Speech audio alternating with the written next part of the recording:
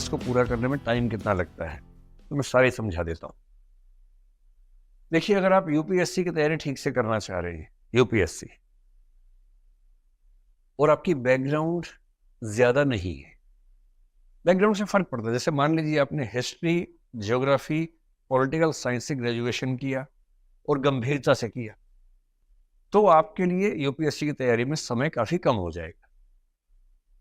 पर यदि आपने ग्रेजुएशन गंभीरता से नहीं किया हुआ है, मौज में किया हुआ है, जैसे अमूमन हम लोग करते हैं, या किसी एक सुपर स्पेशलाइजेशन वाली स्पेसिफिक ब्रांच में किया है, जैसे मान लीजिए आपने बीटेक किया और बीटेक भी ऐसी चीज में किया, कंप्यूटर साइंस में, जो यूपीएससी में है ही नहीं ऑप्शन, तो बीटेक कंप्यूटर साइंस आपकी यूपीएससी की तैयारी में सीधे फायदा नहीं करती है, नहीं के बराबर फायदा।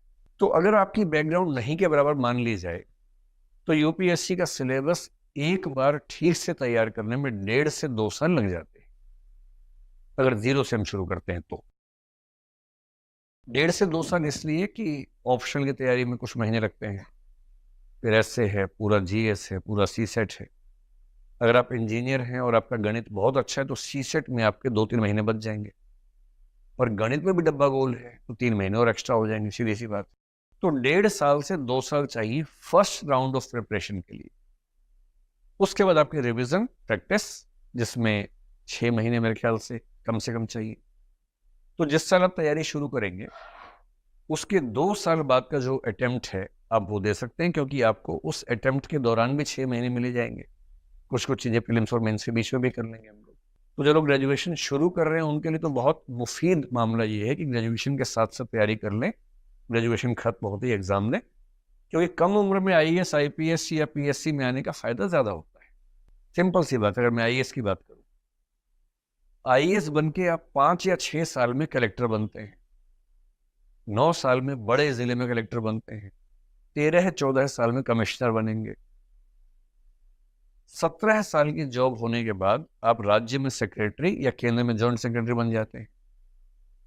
वहां से 10 साल का स्टेग्नेशन है। लगभग 26 साल के आसपास की जॉब होने पर आप बनेंगे एडिशनल सेक्रेटरी, जो यहाँ पर एसीएस होता है राज्य में।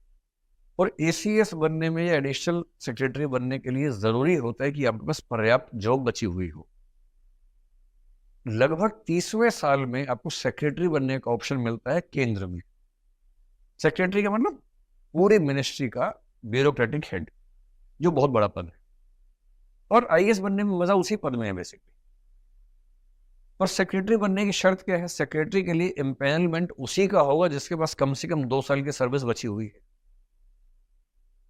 मोटी सी बात, जिस दिन आप सर्विस में जाएं, यदि आपके पास कम से कम 33-34 साल की सर्विस नहीं है, तो आप सेक्रेटरी पद का सुख आमतौर पर नहीं उठा पाएंगे।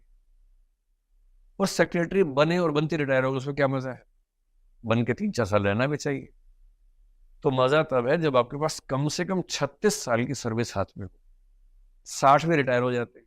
तो 24 साल में अगर आप सिविल सर्वेंट बन गए हैं, तो आप इस नौकरी का वो अधिकतम सुख उठा पाएंगे जो जिसके लिए लोग जाना चाहते हैं।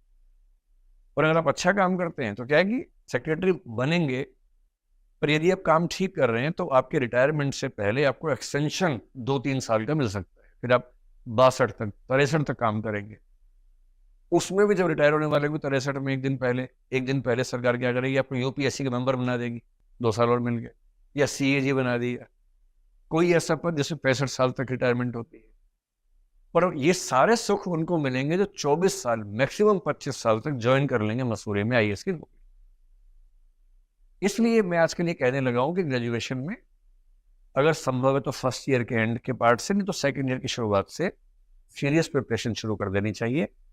और 2 साल आपको ग्रेजुएशन के साथ साथ ही मिल जाएंगे, तो ग्रेजुएशन खत्म होते ही आप तैयार हैं। और यदि आपकी उम्र 21 हो गई है, आमतौर पर ग्रेजुएशन 3 साल का जब करते हैं तो 20 में खत्म हो जाता है ग्रेजुएशन, तो 1 साल बचता है उसके बाद, अगर आप शुरू से सही टाइम पे चल रहे हैं तो।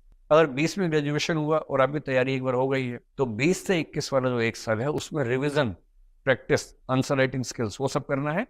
और 21 की उम्र होते ही सीधे दहाड़ते हुए यूपीएससी के अंदर जाना है और सीधे वहां से मसूरी की यात्रा पर निकल जाना है। हर साल ऐसे कुछ लोग होते हैं।